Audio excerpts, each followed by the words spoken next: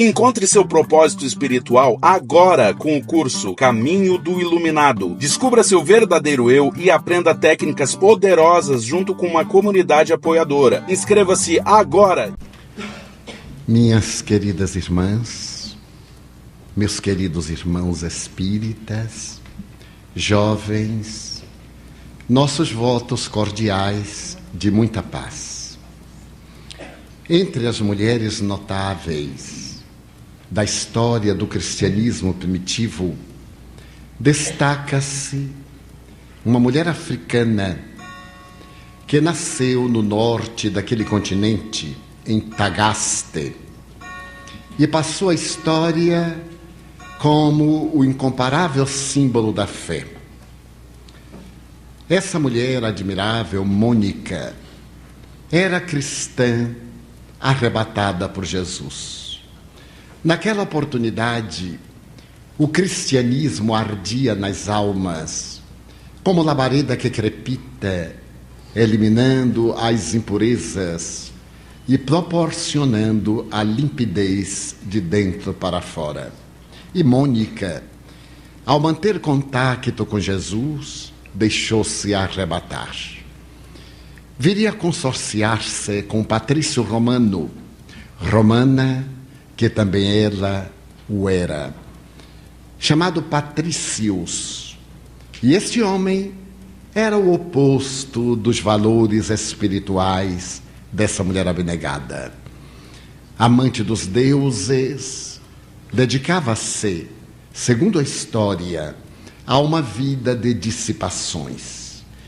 E diante da pulcritude da mulher, ele sempre espezinhava para poder atingir a sua confissão religiosa. Mônica sorria e tinha certeza de que esse matrimônio sacrifício era-lhe colocado por Jesus para que ela pudesse fazer brilhar a convicção rutilante da sua fé. Ao lado deste homem, caracterizado por uma grande perversidade, a sua genitora não era de menor calibre, e para mais afligir Mônica, a sogra veio morar no seu lar, e juntavam-se os dois a espezinhá-la, especialmente porque ela se recusava à idolatria e à convivência com os cultos promíscuos e as condutas reprocháveis então vigentes no Império Romano. Mônica tornou-se mãe de 3 crianças, mas ela se tornará célebre graças a uma delas, Agostinho. Agostinho parece que herdou do pai e da avó as características básicas do desequilíbrio. Era uma criança rebelde que se unia ao pai e à avó para espezinhar a mãe, para crucificá-la. E ela aceitava o desafio com resignação dinâmica, mantendo a dignidade e laborando para que a situação se modificasse. Não se tratava de uma aceitação tácita, de uma postura sem vida. Enfrentava a situação e arrostava as consequências. À medida que os anos se passam, o menino Agostinho, por quem ela mais se afeiçoa, porque ele percebe as tendências perturbadoras e a eleição das questões negativas, Mônica envolve-o na ternura da prece. E começa a orar pelo filho com um devotamento incomparável. Mais tarde ele escreverá, num dos capítulos das suas confissões: eu era de tendência infeliz. Gostava de furtar, de roubar, de espezinhar e de intrometer-me nas questões mais vis da comunidade em Tagaste, onde vivíamos. Mas ela não desanimou. Soube enfrentar a situação com toda a audácia de um coração realmente dedicado a Jesus. Quando o menino atingiu a adolescência e começou a cercar-se da idade adulta, ele adotou o maniqueísmo, uma doutrina especial, nascida na Babilônia e fundada por um certo Manu ou Manés, que passará também à tradição com o nome de Emmanuel. Era um misto de alguns postulados cristãos e de outras doutrinas vigentes no Oriente.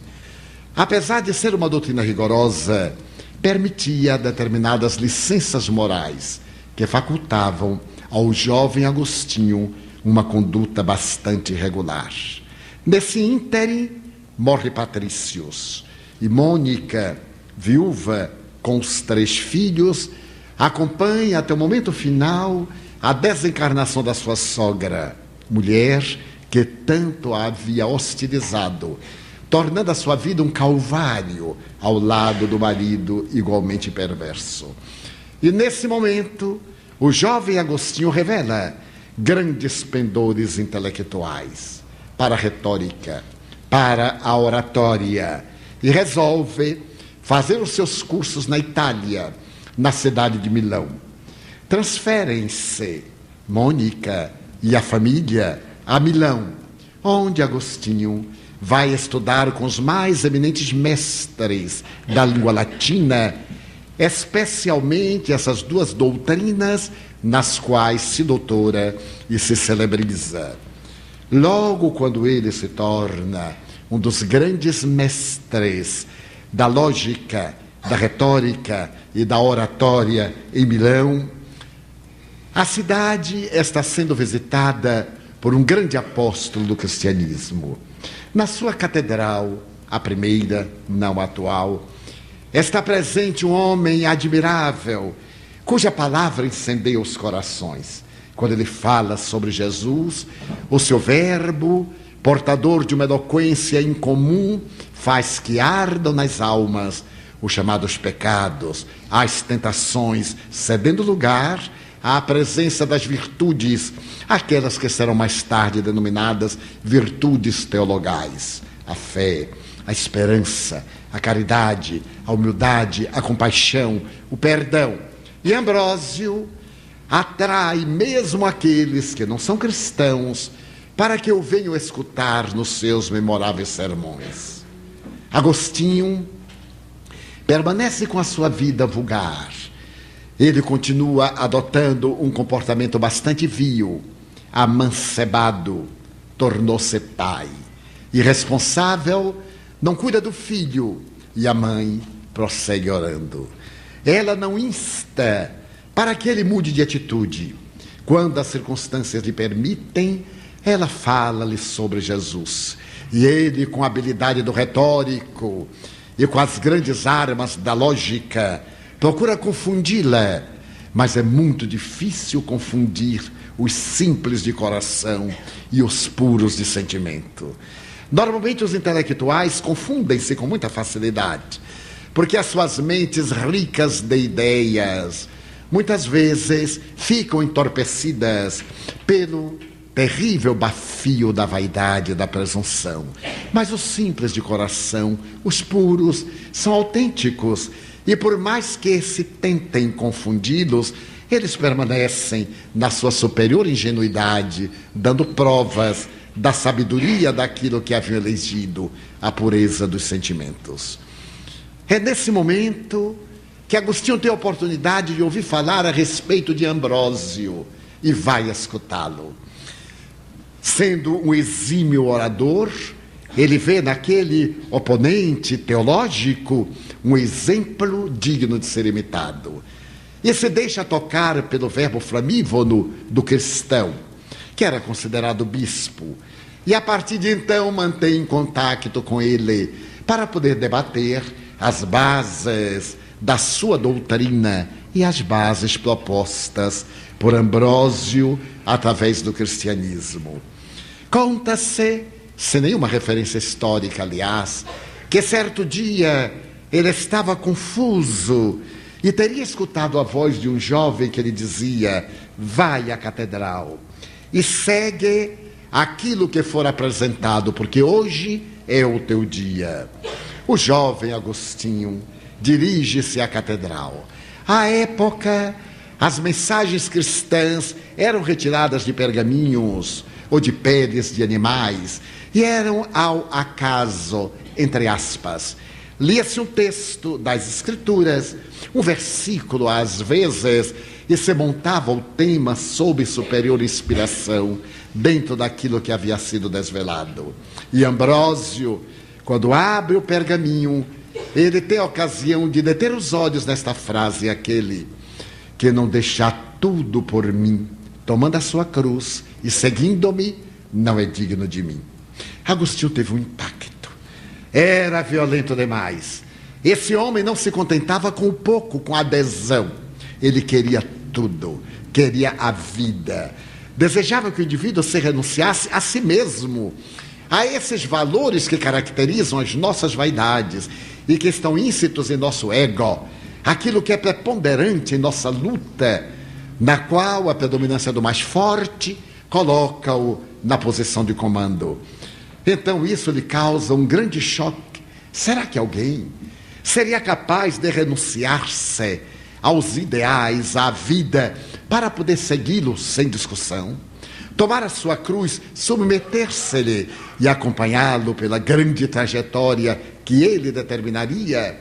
E enquanto perde-se Agostinho nessas elucubrações, Ambrósio abre outra vez o texto evangélico. E o texto evangélico incide naquele momento em que um jovem diz a Jesus: Senhor, eu queria seguir-te, mas o meu pai morreu. Eu desejo sepultá-lo, depois eu virei. E Jesus olha para o hipócrita e diz-lhe com severidade: vem tu agora e deixa aos mortos o cuidado de sepultar os mortos. Agostinho entra num conflito. Era um dever filial sepultar o pai que houvera falecido. Como ele pode atrever-se a deixar que outro, que um estranho, venha sepultar o seu genitor enquanto segue a esse que não tem nenhum vínculo biológico? Mas ele se deu conta, nessa reflexão, que talvez Jesus tivesse razão. Será que o jovem ia sepultar o pai por amor filial ou por amor à herança? Havia dispositivos legais que rezavam que aqueles que são herdeiros dos legados e patrimônios dos mortos devem reverenciar-lhes a memória. E ele talvez fosse ao sepultamento para ser visto, para que esse pensasse ser ele um devotado e ardoroso filho. Mas o seu interesse não era tanto pelo pai, de quem ele estava distante fazia muito tempo, mas era pelo espólio, pela herança. Agostinho então concorda que era necessário sim que os mortos, os que vivem apegados a esses valores que ficam, que se encarregassem dessas conjunturas. Se o rapaz almejava uma vida diferente, se ele anelava por uma plenitude, era necessário optar. Não se podem ter todos os valores de uma vez ao alcance da definição. E não se podem seguir múltiplos caminhos simultaneamente. É necessário ter a capacidade de priorizar aquilo que é o importante e aquilo que é o secundário. Agostinho sorriu. Parecera-lhe lógica aquela resposta que a princípio chocara, e como consequência ele começou a concluir que a primeira também o era. Para poder não fazer parte dos mortos, daqueles que se cadaverizaram nas ilusões, é necessário tomar a cruz da coragem, é necessário pôr-se nas traves da renúncia a esses cadáveres e ressurgir, seguir aquele que seria a madrugada.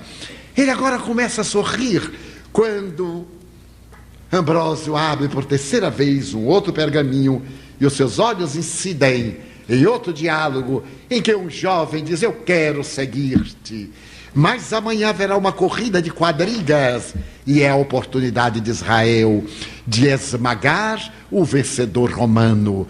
Eu deverei correr, deverei disputar.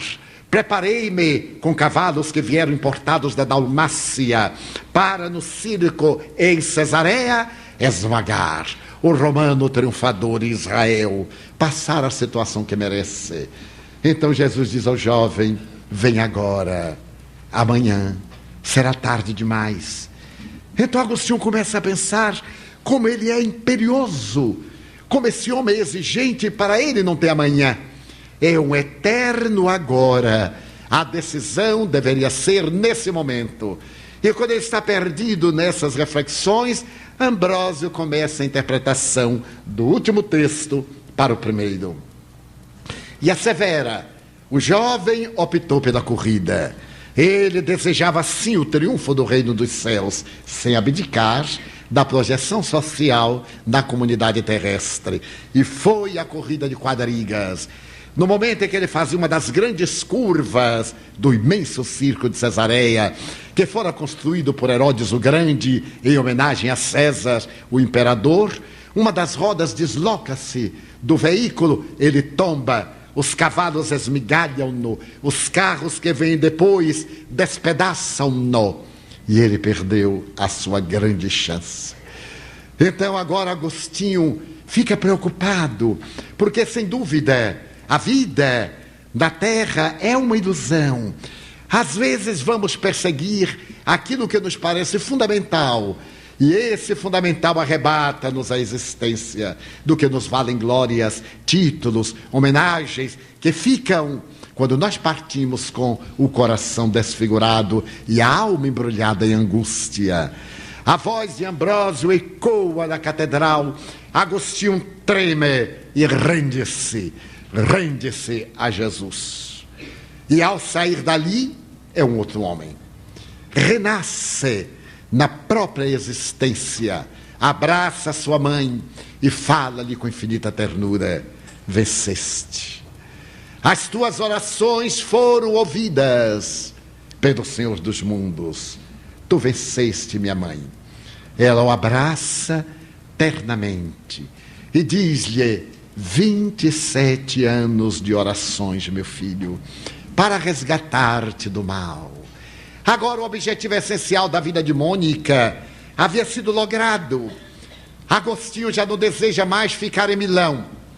Ele pretende voltar ao norte da África, a Hipona, que nas velhas narrações está com o nome de Hipó. Ele deseja volver aos seus sítios para poder ali acender as labaredas crepitantes da mensagem. A mãe segue-o. Estava um tanto debilitada, e depois de vencer uma grande jornada pelos Apeninos, ela morre na cidade de Óstia. Mas morre abençoando o filho e dizendo-lhe que nunca se esqueça do poder da oração.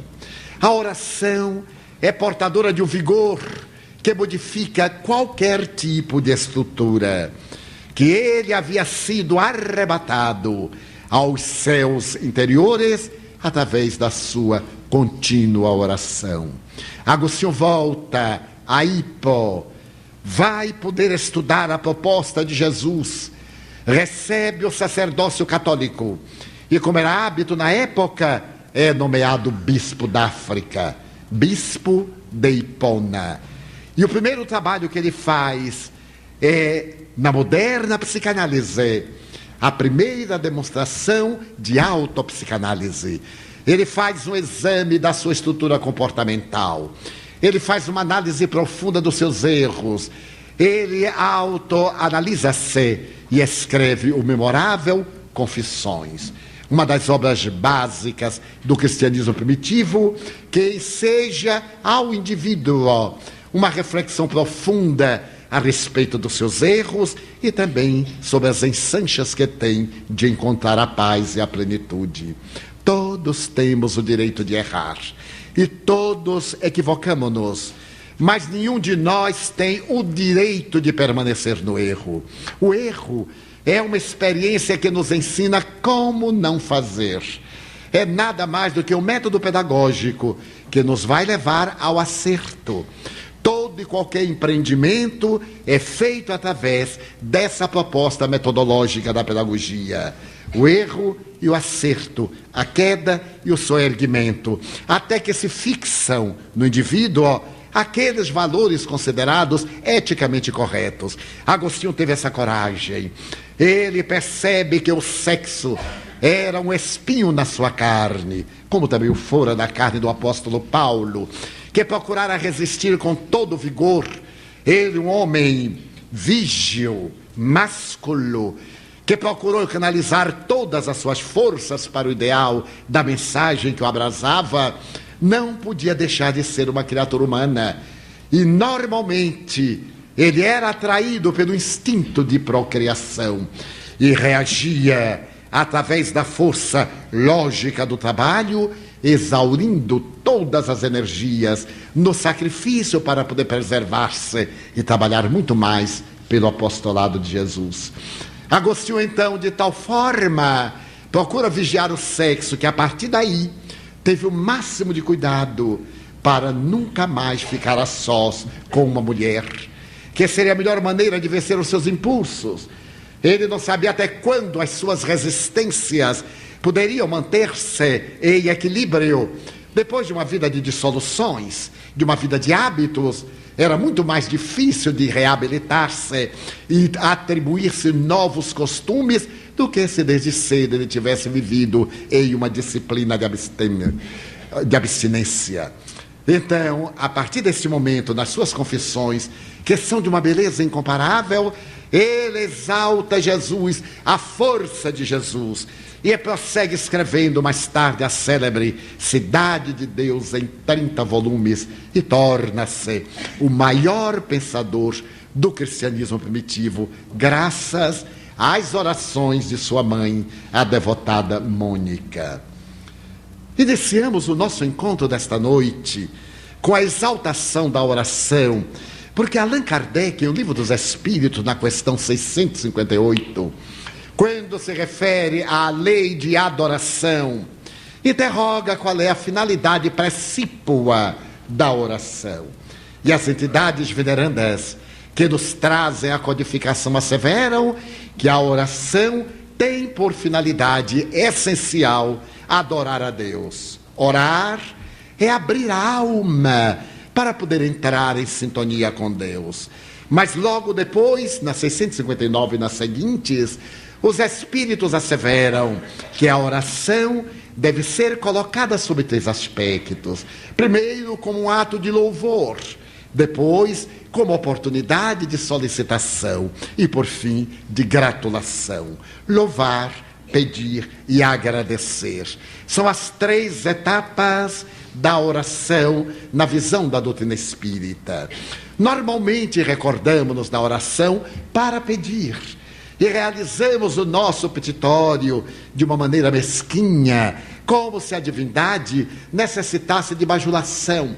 E nos utilizamos de adjetivos qualificativos para exornar a divindade dos nossos títulos honoríficos, como se não bastassem. Pai, Senhor, Jesus contentava-se em dizer com simplicidade: meu Pai, aquele que me enviou, o homem, naturalmente numa designação transcendental. E nós outros, muitas vezes, no hábito que temos da bajulação, para poder ocultar os nossos sentimentos malsãos, procuramos artifícios para apresentar-nos como não somos, mas de maneira que impressionemos. Então a oração tem por finalidade permitir que abramos a alma e nos entreguemos a Deus. Entreguemo-nos em totalidade de confiança, para que Ele faça a nosso benefício não exatamente o que pedimos, mas o que é de melhor para nós. Os espíritos com sabedoria orientam Allan Kardec que a oração não tem como mudar a linha do nosso destino, mudar os efeitos daquelas causas que nós produzimos antes. É muito comum a pessoa dizer: orei tanto e não me adiantou nada. A oração tem por meta fortalecer aquele que ora, para que ele possa enfrentar as vicissitudes que são consequências naturais e inevitáveis da sua imperícia, da sua leviandade ou das suas tendências negativas. Não exatamente para que, através desse mecanismo, ele possa evadir-se à responsabilidade dos efeitos daqueles atos danosos de que ele se fez instrumento. Então os espíritos são muito austeros quando nos recomendam inicialmente o ato de louvar. E quando Jesus nos ofereceu um modelo de oração, nós vamos encontrar exatamente esses 3 estados oracionais. Pai nosso que estais nos céus, santificado seja o vosso nome. Aí está uma forma de louvação. Estamos exaltando, o seu nome deve ser por nós abençoado.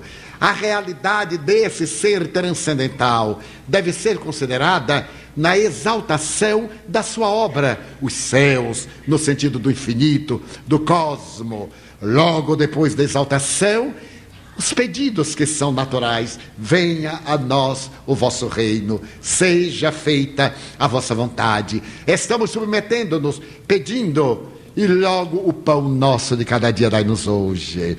Temos a necessidade do pão diário e vamos em nossa maneira de dizer a Ele das nossas necessidades que, embora conhecidas, devem ser relembradas.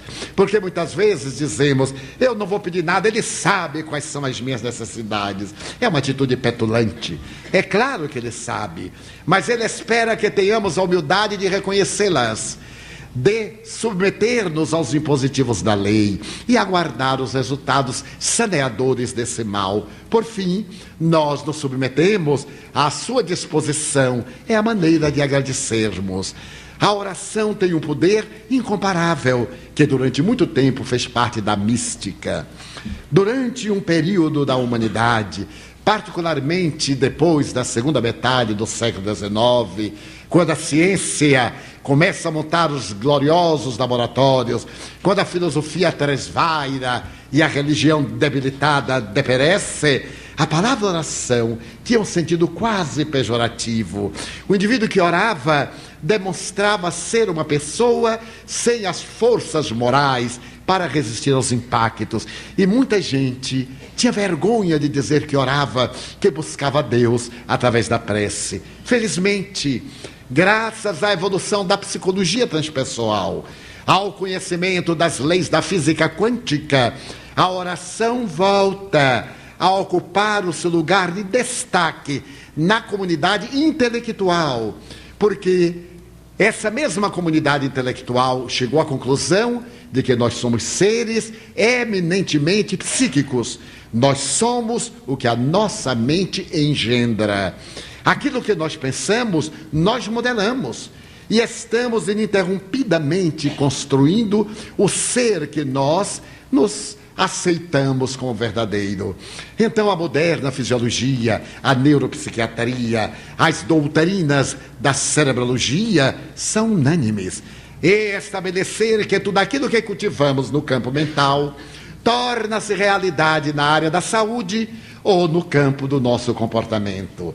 Qualquer tentativa de mudança em nossa existência deve começar em nosso pensamento. O primeiro ato é a mudança mental, a mudança de hábitos de pensamentos. Pessoas há que me dizem: toda vez quando eu vou orar, eu adormeço.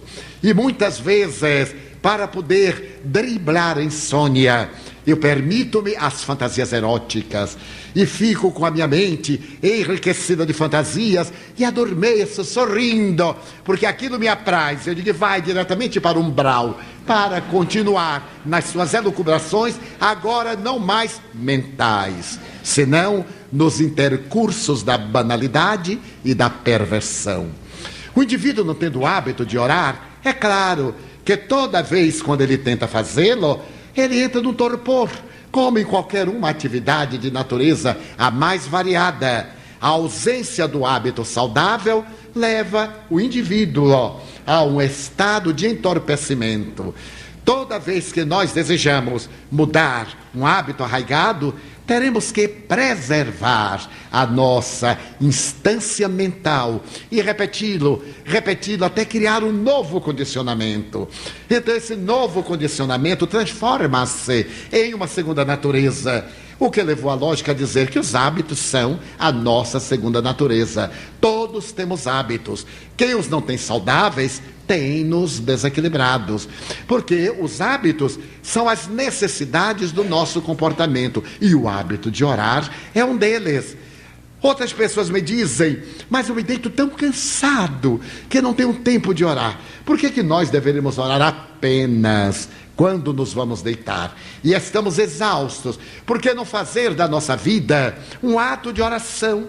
Porque a oração não é a repetição de palavras vulgares, como respondem os espíritos nessa questão apresentada na lei de adoração. Não serão as palavras ditas pelo indivíduo que valem, a intenção, referem-se os espíritos. E como a intenção é mental, é interior, não necessita muitas vezes de revestimentos verbais. Se nós mantivermos intenções saudáveis, se pensarmos hoje no trânsito, eu vou ser o mais tranquilo possível, está orando. Se passar um capitão de navio que agora está no carro e se tornou proprietário da avenida e nos dá uma boa fechada, ao invés de nós irmos lutando com ele, dizemos assim: vá com Deus, que um poste lhe espere ali adiante. É uma oração. Só que Deus não vai colocar o poste na frente dele. Mas que a gente gostaria só para dizer, viu, que não adianta essa pressa. Então é necessário que a nossa mente esteja em vigília, que nós nos harmonizemos. Chama-me muito a atenção como indivíduos religiosos são tão inarmônicos. Estão sempre ansiosos, desesperados, inquietos. E, no entanto, nas horas da oração, fecham os olhos e dormem. Porque na hora que acalma, adormece. Os torpores, as toxinas, obnubilam o cérebro, porque intoxicam-no, e ele perde a consciência. É natural, porque não tem o hábito de asserenar-se. O Dr. Paul Pirschow tem a ocasião de dizer: faça silêncio, a alma está orando. Esse silêncio é interior. Sempre quando eu leio qualquer coisa a respeito do silêncio, eu lembro de uma experiência que eu já narrei algures. Quando desencarnou um amigo muito querido e a família começou a me pressionar: Divaldo, dê-me notícias, porque pressionam tanto que a gente por pouco não mente para agradar, porque tem que dar notícia boa. Morreu, tem que dar notícia que está ótimo, que nem se perturbou, já saltou para a terceira dimensão. E eu resisto. Eu não vou deixar que a pessoa me leve à dissolução dos valores mediúnicos, mesmo aquele... Não sei. Mas não sei. E a pessoa fica meio magoada, fica com raiva, parece que eu que não quero dizer. Eu digo: mas é que eu não sei. Mas Divaldo era uma pessoa tão boa. Então está ótimo. O que você quer que eu diga? Morreu, fica logo santificado. É uma coisa impressionante. Então, um dia Joana Dias me disse, depois de uma semana que meu amigo houvera desencarnado: meu filho, eu gostaria que você fosse comigo hoje para ver o despertar do nosso irmão e trazer notícias à família. Eu disse: mas que bom, então eu vou vê-lo despertar, sim, com uma condição: se você fizer silêncio. Eu fiquei tão magoado. Eu disse: será que ela não sabe que eu sou uma pessoa discreta? Ela está comigo há tantos anos, ela acha que eu sou tumultuado, barulhento, que eu vou chegar lá fazendo zoada, dando abraços. Não faz o meu gênero. E fiquei meio... Se o guia tinha essa ideia de mim, imagine os outros. Mas o que eu queria era ir. Então eu fiz de conta que aceitei a ideia. Às 11 da noite ela pediu que eu me deitasse. Eu deitei-me, ela me aplicou passes longitudinais e desprendeu-me do corpo físico lúcido. Desprendeu-me. E então eu senti a leveza daquela oportunidade diante da benfeitora querida. E ela disse: agora vamos. Eu não sei exatamente como ocorreu a viagem e não interessa muito. Cheguei a uma região que era de uma beleza que eu ainda não havia detido na terra. Havia uma luminosidade no ar sem que houvesse a claridade do sol. Não havia nenhum astro, nenhum corpo que derramasse a luz, mas havia a luminosidade. E a uma distância regular, eu vi uma construção de uma substância transparente que poderia ser considerada aqui como um vidro na terra. Era uma construção hexagonal. Era muito bem trabalhada, de forma que do lado de fora eu podia ver os espíritos que transitavam pelos corredores nos diversos ângulos do hexágono. Fiquei emocionado. O movimento era peculiar. Era o movimento do espírito, sem a necessidade de estar pisando em alguma coisa. Deslizava a volição. Quando chegamos à porta, ela se abriu automaticamente, como as portas terrestres com células fotoelétricas, e entramos. Eu estava num contentamento incomum, me controlando. Ela pediu silêncio, eu estava num controle.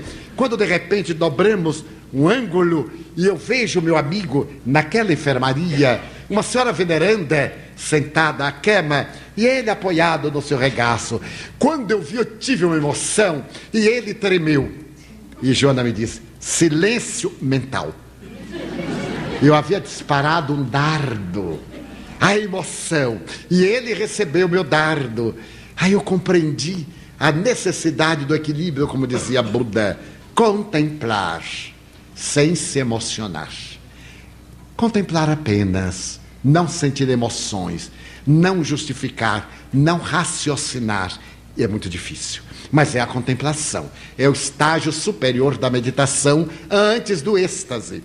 Adentrei-me, e quando me adentrei, aquela senhora acariciava-o e chamava-o nominalmente.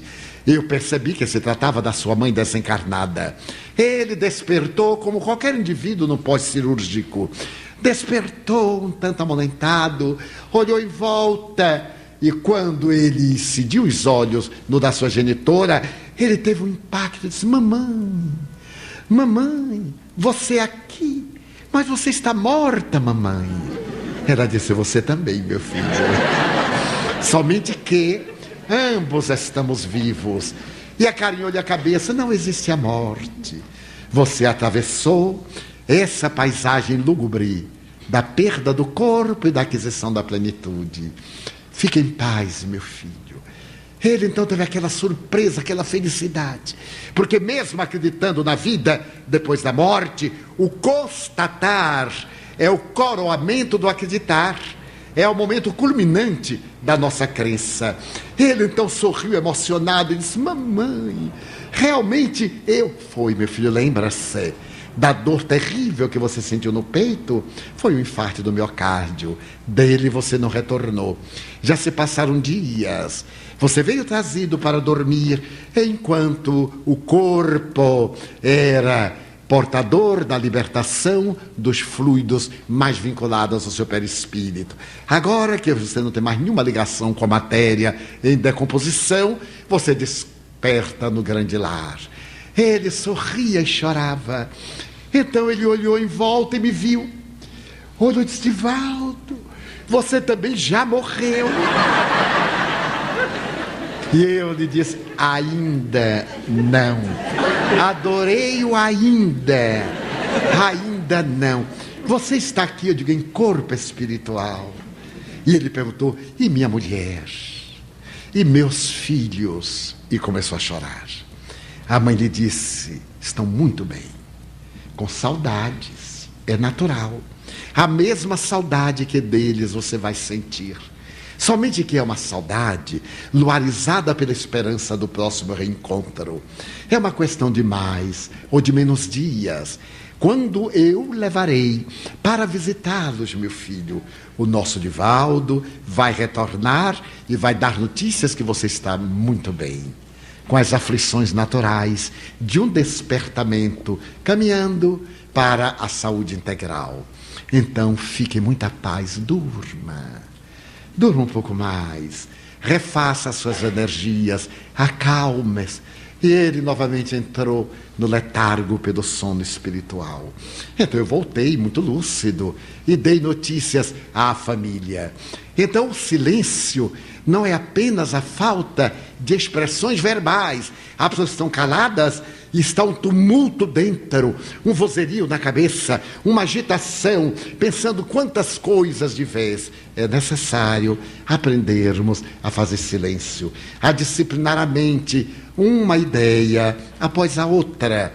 Em face de nosso pensamento ser polivalente, conseguimos pensar coisas múltiplas praticamente de uma vez. É necessário criarmos o hábito do direcionamento mental em uma frase. Eis porque o exercício de reflexionar em torno de textos do Evangelho é muito saudável. Hoje a literatura mediúnica oferece-nos livros para meditação que são repositórios de luz. Uma frase, nós elegemos aquela frase pela manhã e durante o dia ficamos pensando nela, registramos, voltamos, retornamos, vamos tirando dali os efeitos naturais do cotidiano e a nossa mente vai ficando disciplinada para no momento da oração estarmos em silêncio e podermos conversar com Deus. Conta o notável médico francês Alex Carrel, em uma obra memorável dos anos 40, Os Milagres de Lourdes, quando ele teve a oportunidade de adotar com Le Conte de Nuit o cristianismo como doutrinas básicas, porque naquela época a Gruta de Lourdes ou Gruta de Massabielle atraía, como hoje possivelmente, milhares de pessoas, de peregrinos de todo o mundo, e saía habitualmente de Paris trens levando os casos mais terríveis das enfermidades degenerativas, aquelas consideradas incuráveis. E um dia, Alex Carrel resolve acompanhar esse trem que se dirige a Lourdes e vai escolher os pacientes que ele naturalmente terá a oportunidade de controlar para ver se trata de uma farsa, se aquilo não seria uma sugestão coletiva, enfim, para ver se de fato havia o decantado milagre, a mudança de um estado deplorável de saúde para o equilíbrio das forças orgânicas. E ele registra 3 ou 4 casos que acompanha. Um deles é de uma jovem tuberculosa bilateral.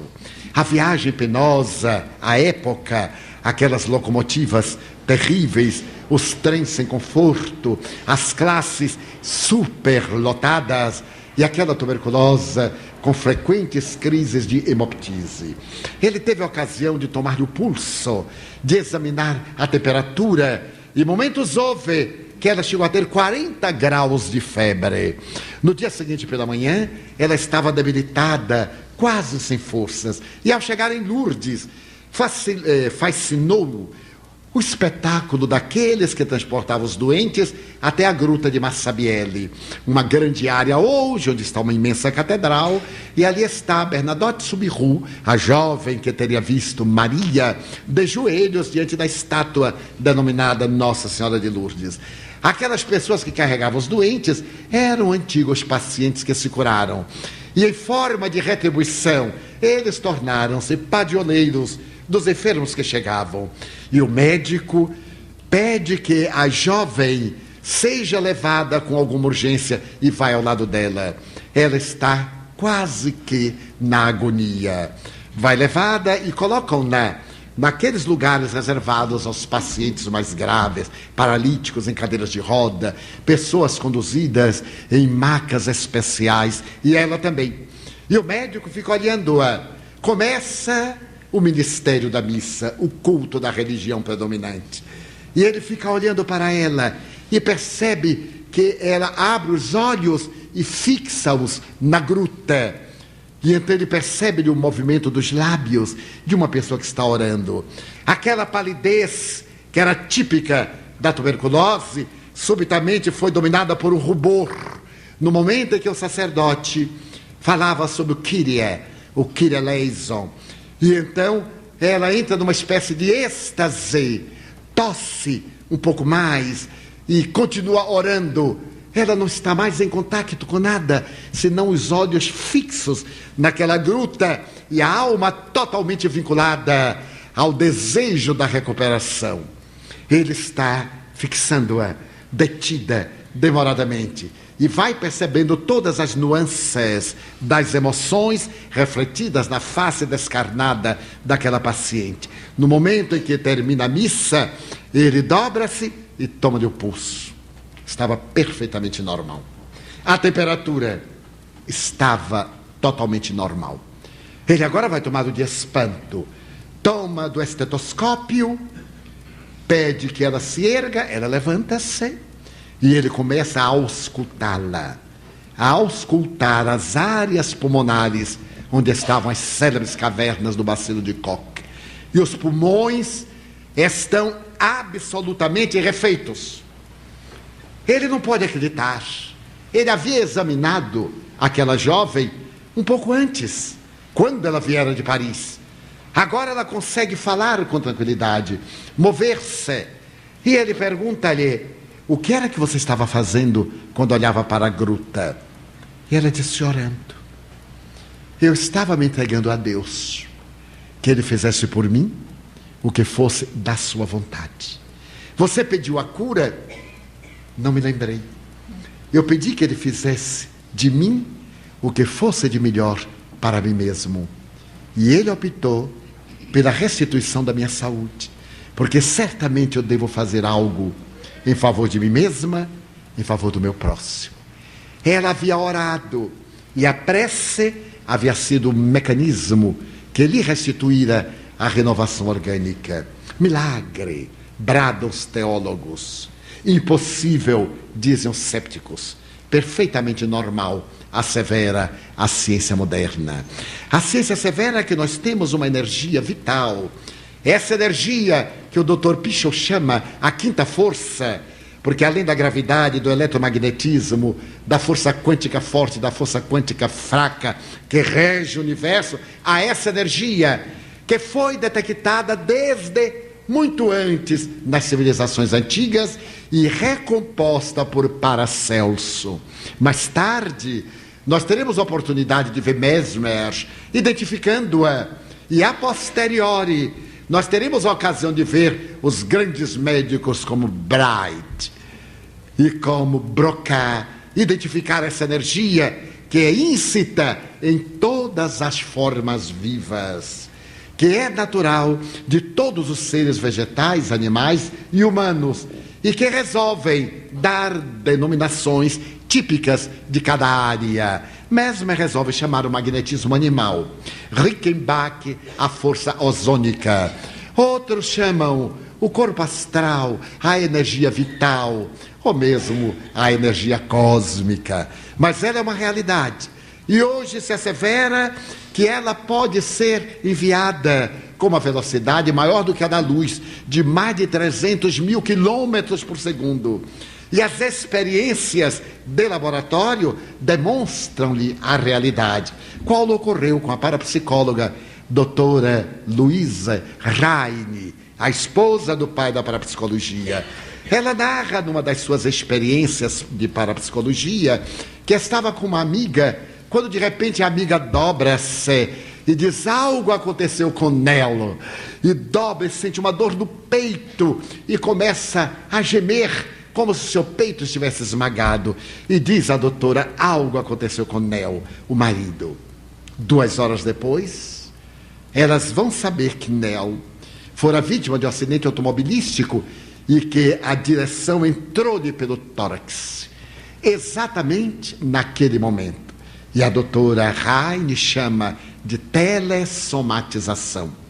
É muito comum nós, de repente, experimentarmos uma sensação estranha e logo identificarmos a fonte geradora dessa sensação.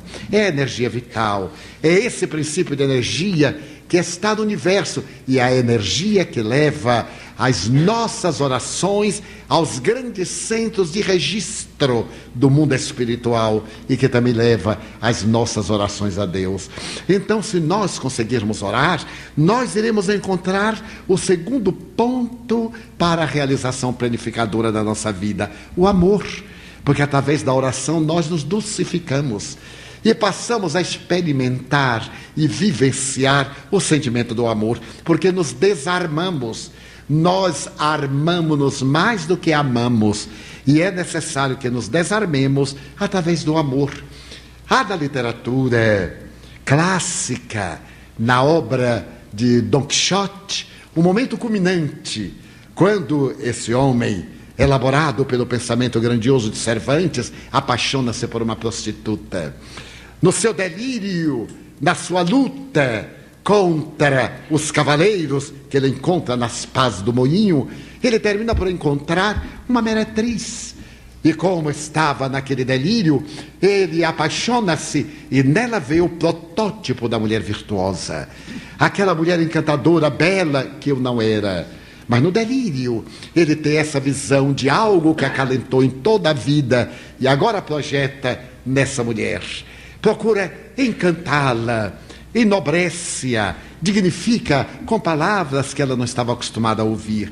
E quando ele está morrendo, Dom Quixote pede para que ela venha ter com ele.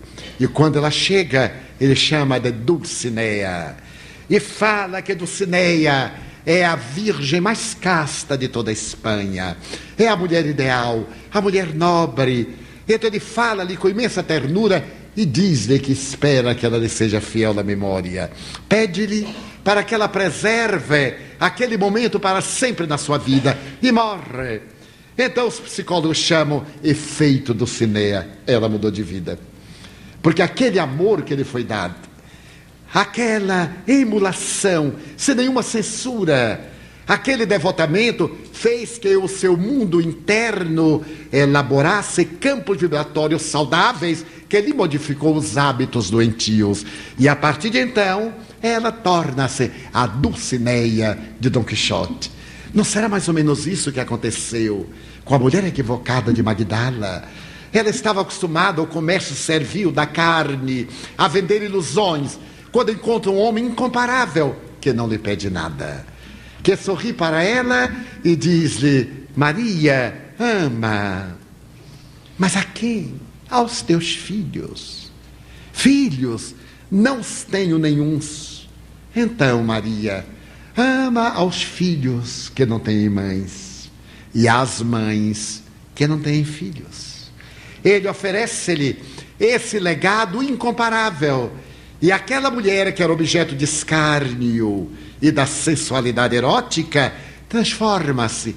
E de tal forma se transforma que se torna, no meu ponto de vista, o maior exemplo de cristificação da Boa Nova. Ela se torna tão grande que Jesus a ela aparece para demonstrar que ele não veio para os sãos. Também para os sãos, mas principalmente para os enfermos, para que estes reencontrassem a saúde. Ele poderia ter aparecido a sua mãe, aparecido a João, a quem tanto amava, aparecido a Pedro, mas ele elege aquela que realizou a revolução mais difícil a da transformação moral, aquela que saiu das cinzas, da lama, nas quais se atirara para poder ser a mensageira da Boa Nova. Então estamos num contexto muito difícil, que é o contexto da atualidade. E as propostas modernas da psicoterapia levam-nos a fazer uma viagem a essa questão abordada por Allan Kardec e presente em todas as religiões, o hábito da oração. O apóstolo Paulo tem a ocasião de dizer: orar sempre e incessantemente, procurar abrir a alma para poder sintonizar com as fontes generosas da vida, criarmos o hábito de orar não só para pedir, para mudar o nosso destino, para conseguir as coisas que fazem parte do cotidiano, mas sobretudo orar para nos apaziguarmos, orar para encontrar o nosso Deus interno, orar para ser profundamente feliz. No momento quando a nossa mente silencia das torpezas morais, a partir do instante em que nós procuremos a quietude com Deus e estabeleçamos o vínculo de amor com a divindade, a nossa vida será um ato de oração. Então, os tormentos de fora não nos perturbarão. O vozerio e o clamor das perturbações em volta não lograrão atingir-nos. Chegamos a um momento de desaires e de angústias por imprevidência. Nada obstante saibamos das recomendações do Mestre, ainda preferimos o tumulto. Há uma necessidade imperiosa, meus filhos, de nos aquietarmos para que o Senhor possa falar no ádito dos nossos corações aquilo que pode servir-nos de diretriz para a segurança pessoal.